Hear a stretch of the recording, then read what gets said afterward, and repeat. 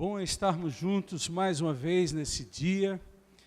Que Deus continue com a sua generosidade, nos abençoando, nos dando discernimento, compreensão da sua vontade soberana, do seu querer augusto, e que cada um seja farto em tudo que Deus tem reservado e preparado para nós. Nós vamos, nesse instante, abrir a palavra de Deus. Eu convido a todos os presentes a abrirem comigo em Lucas no capítulo 8. Vai ser projetado o texto. Essa história é muito conhecida, mas me senti no dever de trazer essa palavra hoje, mesmo que o texto seja muito conhecido, para revisitar aquilo que a gente conhece. Às vezes não é o novo que vamos conhecer que vai mudar a nossa vida, é o que a gente já sabia, que é fortalecido, que é aquecido no nosso coração. Então é nesse propósito, buscando esta atitude nova, que quero fazer essa leitura a partir do versículo 43. Você continue assentado, como você está. Enquanto isso, todos está projetado.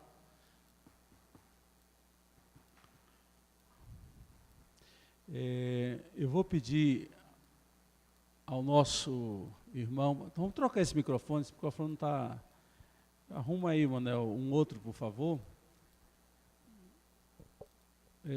Vamos fazer a leitura enquanto eles providenciam. Versículo 43. Estava ali certa mulher que havia 12 anos vinha sofrendo de hemorragia e gastara tudo o que tinha com os médicos, mas ninguém pudera curá-la. Ela chegou por trás dele, tocou na borda do seu manto e imediatamente cessou sua hemorragia. Quem tocou em mim? Perguntou Jesus. Como todos negassem, Pedro disse: Mestre, a multidão se aglomera e te comprime. Mas Jesus disse: alguém tocou em mim. Eu sei que de mim saiu poder. Então a mulher, vendo que não conseguiria passar despercebida, veio tremendo e prostrou-se aos seus pés. Na presença de todo o povo, contou, porque tinha tocado nele, como fora instantaneamente curada. Então ele lhe disse: filha, a sua fé a curou. Vá em paz. Até aqui, a história não é muito longa, mas é rica no seu significado. Está melhorando. Rica nos seus significados, profunda na mensagem espiritual que quer passar para nós, e eu convido você com atenção a olhar o que a palavra de Deus quer nos ensinar. Primeira coisa que quero introduzir essa história é uma conclusão que tem, uma percepção bem firmada que tem, de que a força da mulher é algo impressionante. O homem tem força física, mas força emocional, e muitas vezes força espiritual, como a mulher tem, poucos homens têm. Homem, quando adoece, é aquele problema. Você pega uma gripe, você que é homem. Pegue uma gripe para ver como a coisa fica. Parece que vai morrer. Faltam poucos momentos de vida para você. Se você tiver uma gripe com febre. E a gente fica impressionado como mulheres reagem com tanta força. Parece que ela nem sabia que tinha força que levou a reagir e a superar tantos obstáculos que se apresentam diante das mulheres. Eu sempre sou um grande admirador da força da mulher. E a Bíblia conta muitas histórias envolvendo mulheres, sendo elas viúvas, estrangeiras ou israelitas, mas as mulheres têm um protagonismo na Bíblia impressionante. É destacável o número de mulheres que, nos encontros que Jesus teve com elas, ou profetas tiveram com outras mulheres, como essas mulheres agiram de uma forma esperada por Deus. E essa mulher dessa história, ela também age de uma forma inesperada para o homem, e Jesus, ele mesmo, ele se admira da reação desta mulher. Uma mulher que entra na história como intrusa. Para quem sabe, e já leu essa história no seu todo, sabe que é uma história dentro de uma história. Jesus está atendendo um homem chamado Jairo, principal da sinagoga de Cafarnaum. E enquanto ele se dirigia para a casa de Jairo, esta mulher se aproxima e o toca. O toca não nele, mas nas vestes dele. E Jesus para dar atenção àquela mulher, apesar do desespero de Jairo, da pressa de Jairo, de ir logo para casa, resolver o problema dele. E ali Jesus para tudo, para fazer um tratamento além do físico, além da doença que estava há 12 anos incomodando essa mulher. E é interessante, porque se você pega as duas histórias, você vai descobrir que na primeira história, a história do Jairo, o personagem tem nome. É dito a função que ele ocupa, ele é principal da sinagoga, é um homem importante. Mas quando se refere a esta mulher, diz certa mulher. Não há nenhuma função específica, ela não tem uma família que possa ser citada, uma profissão digna que possa ser citada. Ela é uma anônima que avulta na história de forma tal que Jairo fica jardim da infância, perto dela. Esta mulher anônima, por mais que não tivesse um nome destacado, tem uma atitude, uma postura que está além do nome e do sobrenome. Então não caberia carteirada para essa mulher. Alguns dizem, você sabe com quem você está falando? Quando ele diz isso, ele está se referindo ao à função que ele ocupa ou à família a quem ele pertence. Essa mulher não tem um nome, não tem uma profissão nobre, mas a sua postura de fé é algo assombroso. Diante da fé corajosa, determinada, que ela desenvolve nessa história que nós acabamos de ler. E diz que esta mulher se aproxima de Jesus pelas costas. Não era uma traidora. Era alguém que havia desenvolvido uma timidez profunda, porque havia sido rejeitada muitas vezes. É alguém que havia se convencido que não havia mais lugar na terra para ela. Era alguém que havia sido enxotada muitas vezes, porque ela era imunda. Ela não tinha uma doença de um fluxo de 12 anos, quase que ininterrupto, uma menstruação constante, proveniente de um tumor no seu útero. O texto não tece detalhes dessa doença, fala apenas de uma hemorragia. E esta mulher se aproxima de Jesus, sangrando, e ao sangrar, essa mulher se enquadrava na condição de imunda. Quando você lê Levítico capítulo 15, você vai descobrir a instituição do culto a Deus. E toda pessoa, toda mulher que estivesse no período da regra menstrual, ela era considerada imunda. Ela não poderia, junto com seu esposo, levar um sacrifício ao templo, porque o sangue que escorria dela não poderia concorrer com o sangue que era derramado no altar dos animais que substituíam o pecado. Só o sangue dos animais que poderiam estar ali. Enquanto alguém estivesse na rega menstrual, ela não poderia adorar e nem oferecer sacrifício. Então essa mulher, ela está durante 12 anos na condição de imunda, com imperfeições espirituais, porque a sua enfermidade agravava a situação. Além de uma doença que traz a anemia, perder sangue traz profunda anemia. Ela tinha dentro da sua alma a doença da rejeição. Porque imagine, se você, durante um período menstrual, você fica impedida de oferecer sacrifícios, imagine durante 12 anos. Imagine o estigma colocado sobre essa mulher. Imagine como as pessoas olhavam para ela. Se ela tem essa enfermidade, ela durante 12 anos foi impedida de estar no templo. Ela foi impedida de desenvolver relacionamentos espirituais como você está fazendo ao vir hoje aqui.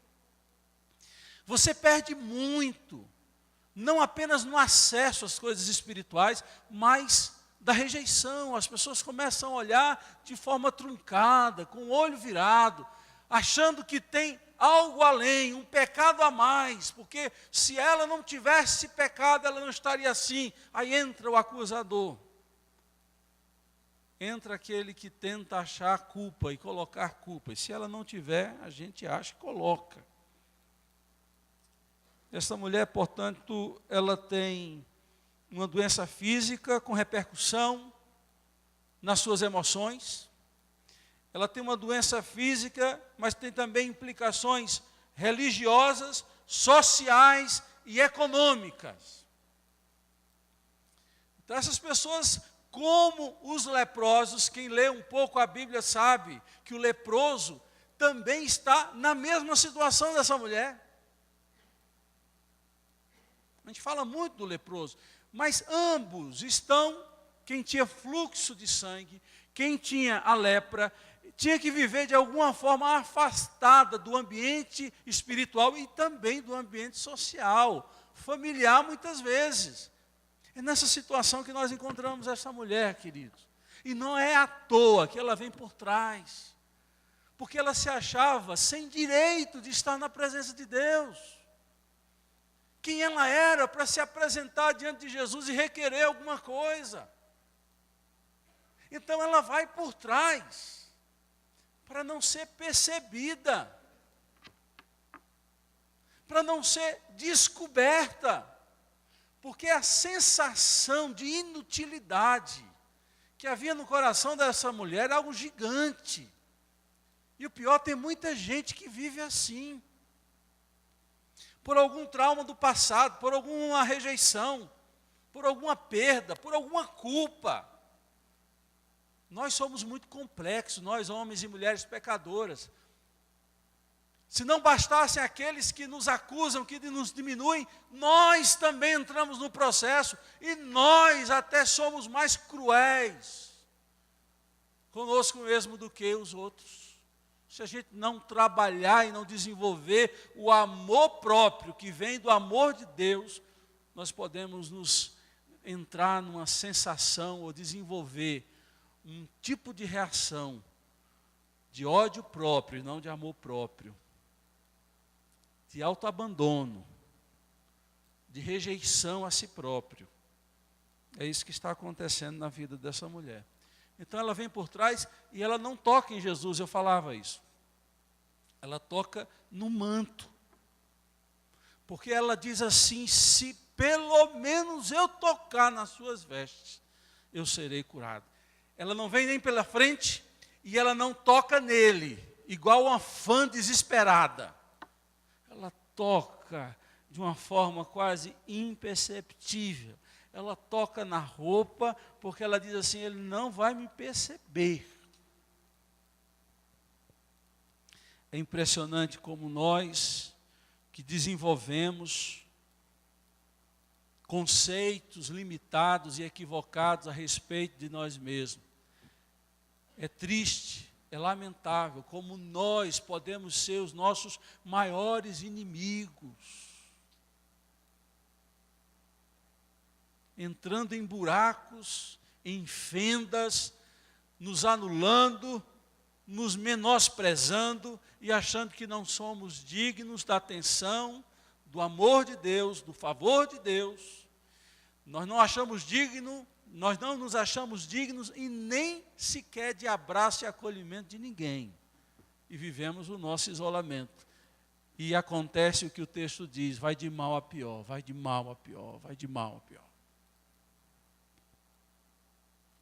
O belo da história é que apesar desse tipo de comportamento ser um comportamento errado,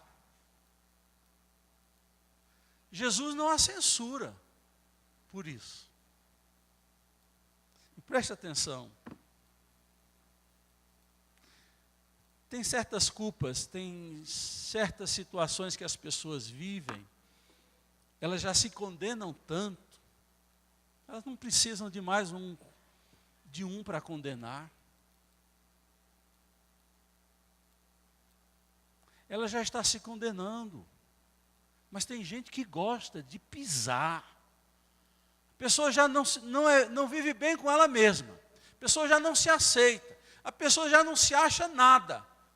Mas sempre tem alguém que ainda acha que dá para pisar um pouquinho. Que dá para dar uma sapateada em cima. Parece que Jesus é o lobo mau porque ele para tudo. Ninguém sai daqui. Todo mundo para e aquela mulher tem que parar, porque se ela corresse, o pessoal corria atrás. Todo mundo para. E a pergunta é, e agora? O que é que vai acontecer? E Jesus, naquele momento profundo, pedagógico, didático, faz isso de forma proposital. Jesus diz assim, alguém me tocou. Aí Pedro diz, agora o homem pirou o cabeção. Uma multidão ao redor dele. É um empurra para cá, um empurra de lá, e esse homem diz que alguém tocou nele. E é Pedro que toma a iniciativa e diz, Senhor, vem cá. O senhor está de brincadeira com a gente, né? Uma multidão te comprimindo, o senhor vem com essa conversa de que alguém te tocou? Claro! Claro que alguém te tocou. Aí Jesus diz, não Pedro, você não entendeu. Alguém me tocou diferente, porque saiu o poder de mim quando essa pessoa me tocou. Preste atenção no que eu vou dizer para você nessa hora. Nós já estamos no final de abril. Maio está batendo as portas. Na virada do ano, você fez uma porção de projetos e determinações. Quantas dessas determinações já não estão enterradas? Com a lápide, tudo arrumadinho, você leva uma flor toda semana para lembrar das promessas mortas, dos planos enterrados. Nem 4 meses. Nós já enterramos muitos sonhos. Esta mulher, queridos, 12 anos, não deixou de lutar.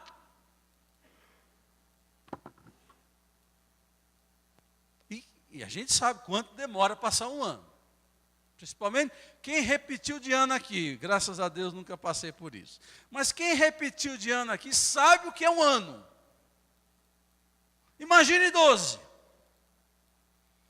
Mas essa mulher nunca desistiu de lutar, apesar dos seus medos, das suas depressões, das suas profundas angústias, das suas fugas.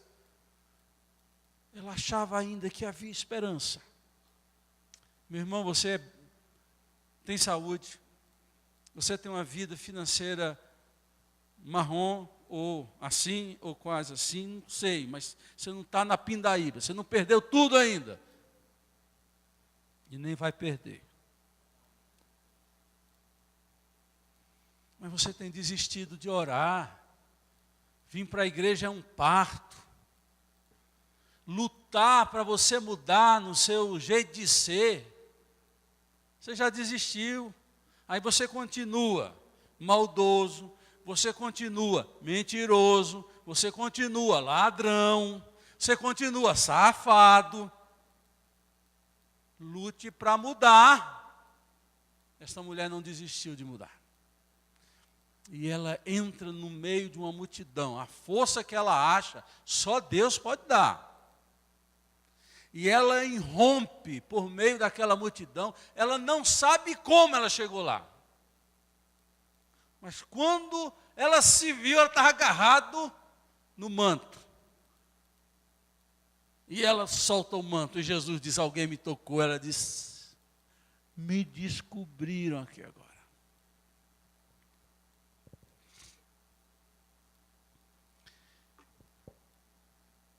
E Jesus passou a olhar, e olhava no olho dela. Tem certas curas que são dolorosas. Tem certas curas que para acontecer você tem que se expor.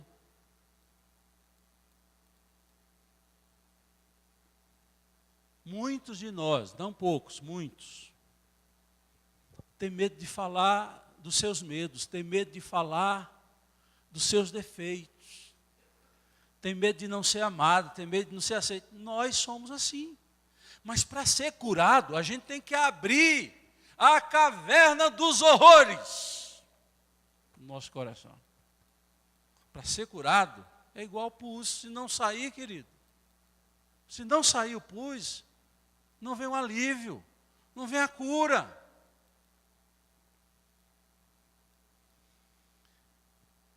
E Jesus olha para o olho dela e diz assim, você tem que falar que foi você.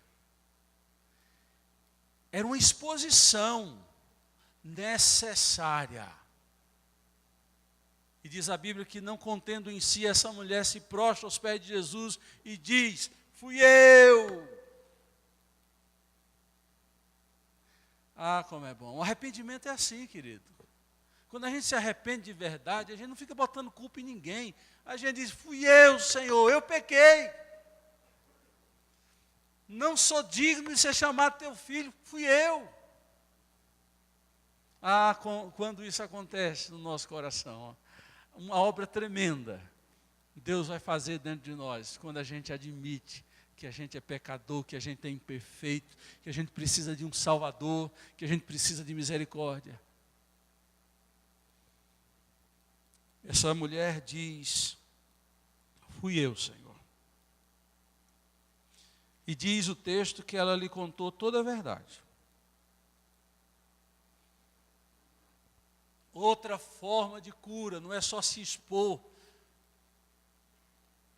mas é contar a verdade. Eu entendo, queridos, que quando a Bíblia diz, conhecereis a verdade vos libertará, no primeiro momento está falando de Jesus, que é o caminho, a verdade e a vida. Quando você conhece Jesus, você é liberto dos seus pecados e Ele começa a fazer uma obra na sua vida. Mas o conhecimento da verdade não é só o conhecimento de Jesus a verdade, mas a verdade que Jesus prega, que tanto é que Ele diz, em verdade vos digo. O ensino de Jesus é a verdade, e a postura de vida é uma postura de verdade. Por essa razão que nós temos compromisso com a verdade. Nós não somos do lado do diabo que a Bíblia apresenta como o pai da mentira. E tome cuidado com a mentira. Porque isso não faz parte daqueles que são da luz. É uma atitude não só reprovada moralmente, mas é reprovada espiritualmente. Falar a verdade. E eu tenho ensinado e procurado viver isso. Ser verdadeiro, ser autêntico. Porque só a verdade liberta. Na vida prática, na vida nos relacionamentos, só a verdade liberta. Mas a verdade falada com jeito. A verdade para dizer eu errei. A verdade para admitir suas falhas. A verdade para ajudar um amigo, um irmão.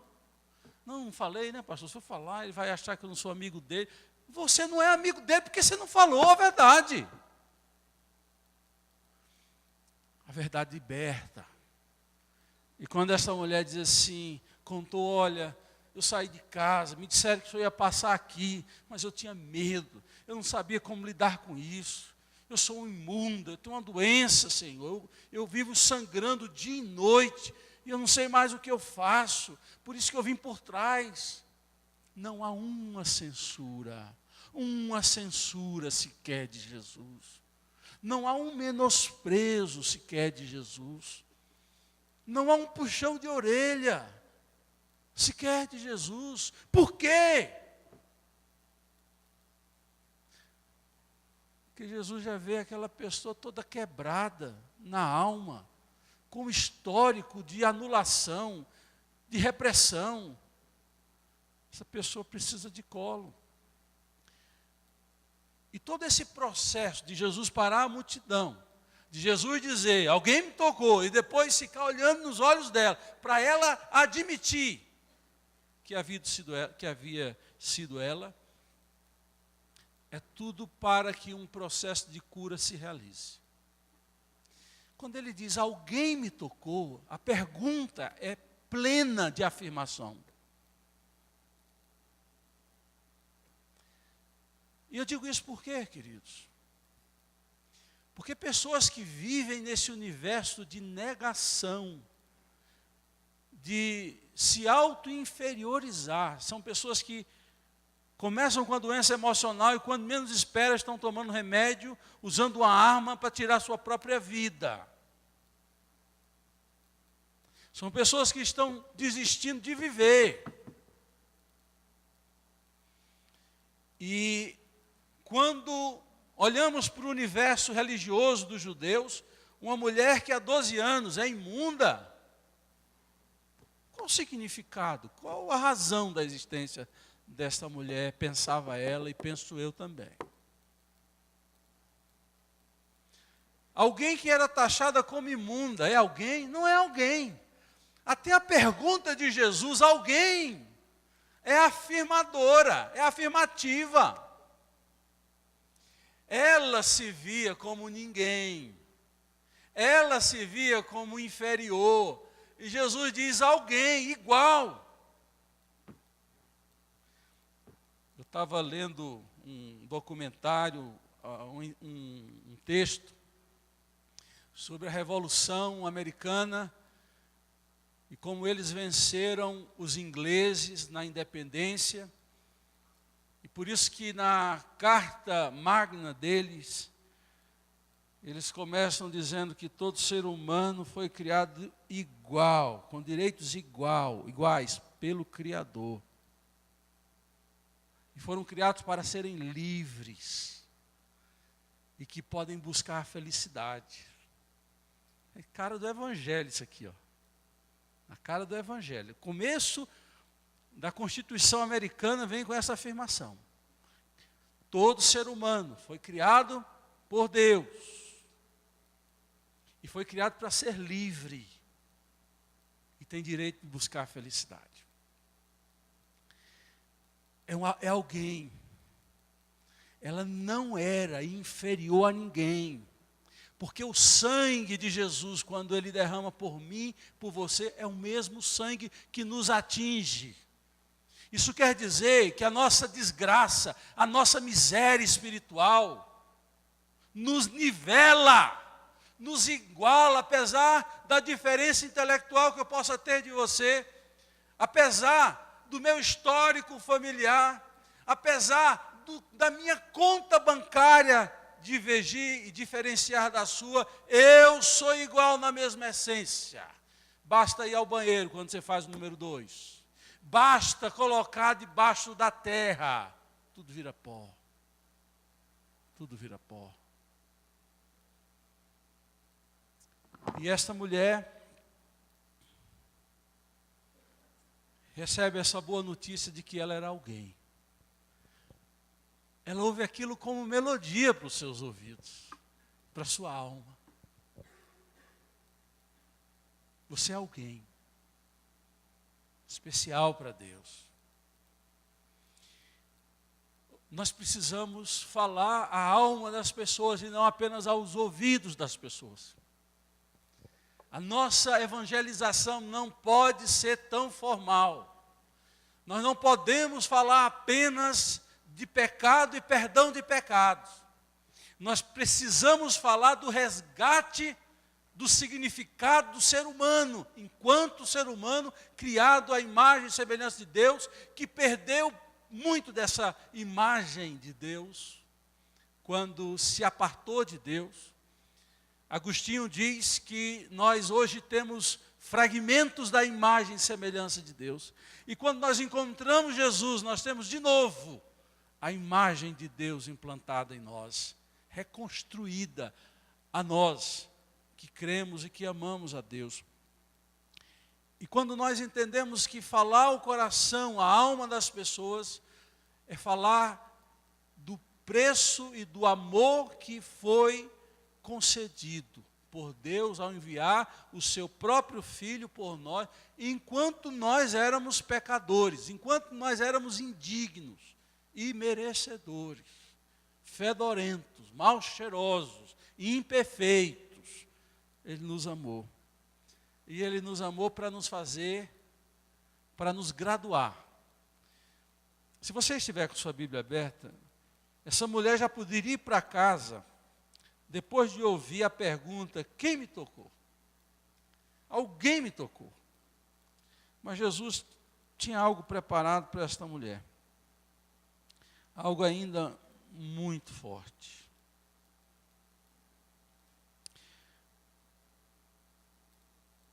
Se você estiver, está escrito aí em Lucas, capítulo 8, versículo 48, diz, então ele lhe disse, filha, a tua fé te curou.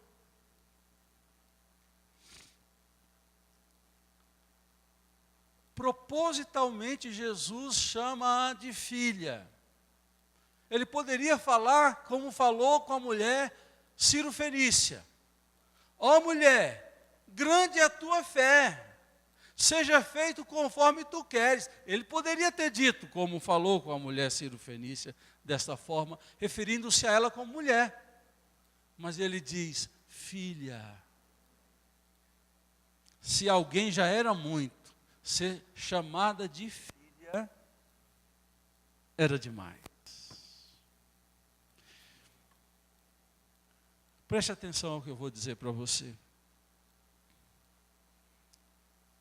Você precisa se ver como filha, como filho. Você precisa viver a oração do Pai Nosso. De alguém que fala com o coração sem nenhum medo. Pai nosso que estás no céu. Sem nenhum medo.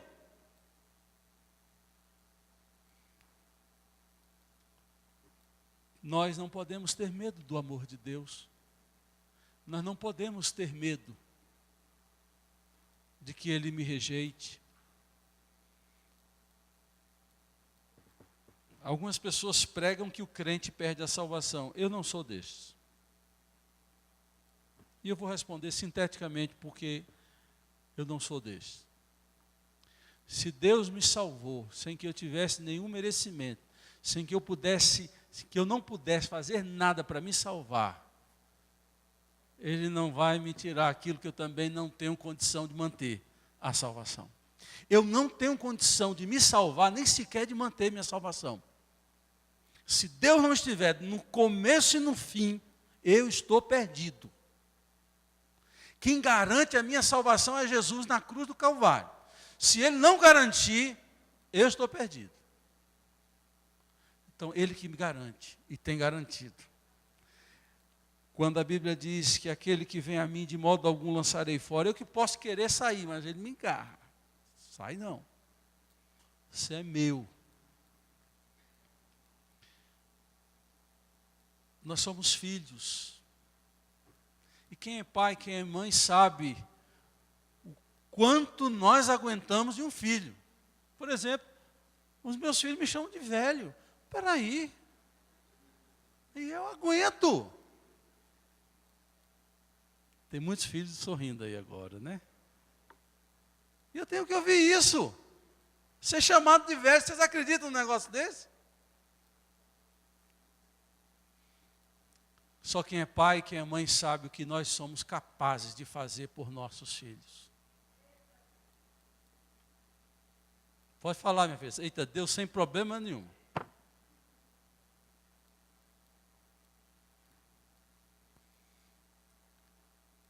Aí nós vamos para a nossa relação com Deus. A gente sempre acha que Deus está desconfiado da gente, que Deus está mal-humorado com a gente, que Deus não quer ver a gente nem pintado. Como se Deus só gostasse de nós quando a gente fosse obediente. É claro que a gente ganha umas bênçãos a mais por ser obediente.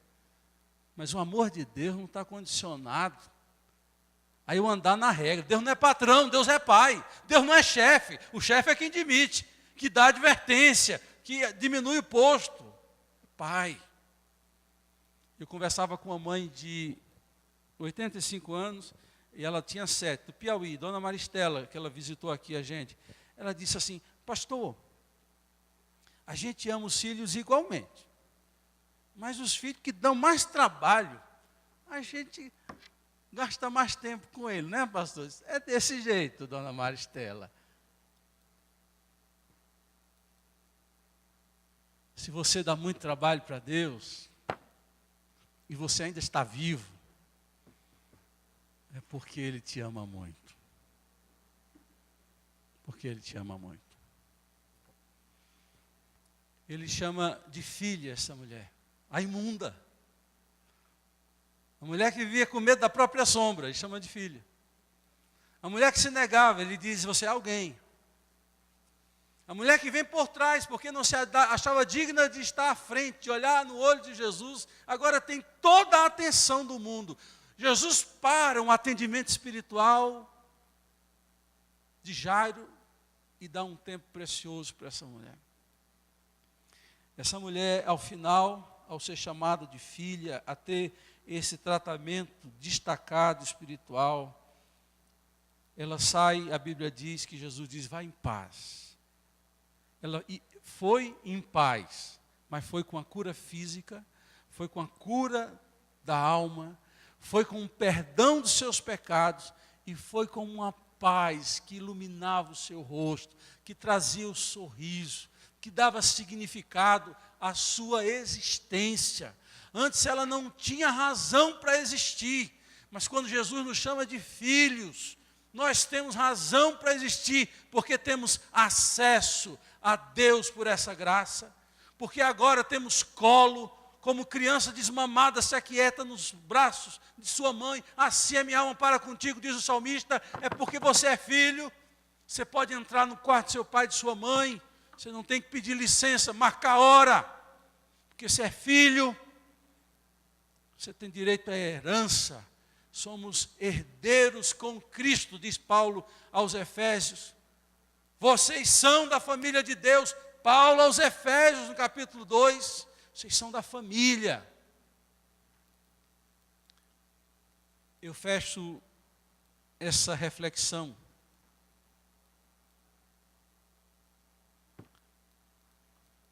talvez você diga assim: você, pastor, está meio brabo hoje, falando coisas maravilhosas da bênção de Deus, do amor de Deus, mas brabo. É porque eu não consigo entender como alguém não entende isso.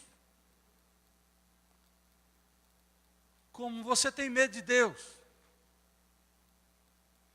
O Philip Yancey, eu gosto muito do que ele escreve. E ele conta em um dos seus recortes da sua relação com os peixes que ele resolveu criar. Ele disse que ele colocou na casa dele um grande aquário de peixes marinhos. E ele gastou um dinheirão para fazer aquele grande aquário. Gastou um dinheirão para comprar os peixes marinhos, que são caros. E ele conta naquele relato o que ele precisa fazer, o cuidado que ele tem que ter para manter aquele aquário limpo. É um negócio assim de abandonar na primeira semana.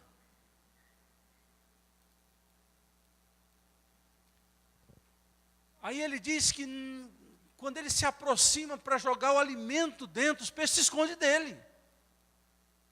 Aí diz, não, é porque eles chegaram agora, essa semana. Daqui 2 semanas, quando eu me aproximar, os peixinhos vão vir. Que nada. Ele disse que passaram meses, anos, e toda vez que ele se aproximava, os peixes procuravam se esconder dele. Aí ele termina o texto dizendo assim, mais ou menos isso que acontece com Deus. Ele mantém a água do aquário circulando com oxigênio, a limpeza perfeita, o alimento na hora certa, mas nós estamos nos escondendo de Deus. Nós estamos sempre olhando com desconfianças para Deus. Se você crer nele, se você entregou sua vida a Ele, não tenha mais medo de Deus. Ele te diz, você é filho, você é filha. Procure viver isso urgentemente. Senão você vai ter uma vida religiosa deficiente. Por isso você vai viver uma vida com freio de mão puxado. E você já experimentou andar com freio de mão puxado. Qual a sensação de andar com freio de mão puxado? O negócio não anda, pastor. É isso. O negócio não anda.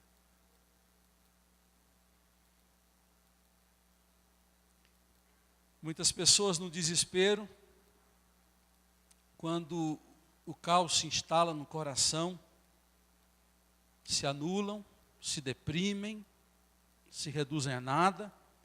Outros tiram a própria vida, mas outros correm para tocar em Jesus.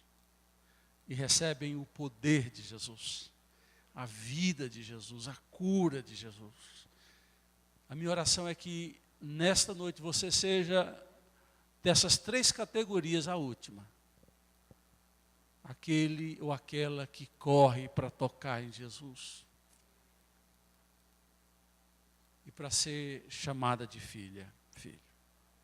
Que Deus abençoe sua vida. Que hoje você saia daqui com a alma leve, com a paz no coração. Porque você, de fato, ouviu a suave, doce voz de Jesus. Filho, filha.